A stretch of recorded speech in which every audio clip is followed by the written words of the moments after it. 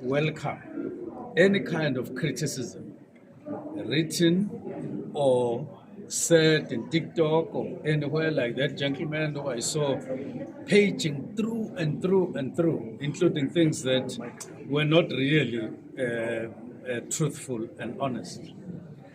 This is a free period, an open period for such.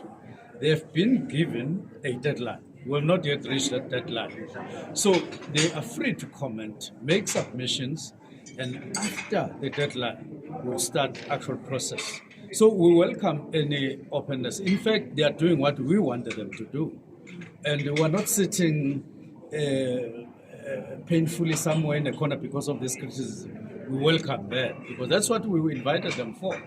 So come up, but don't miss the deadline, and don't lie on your criticism and say things that are far-fetched, and start terrorizing gun owners and other people on their safety on things that are.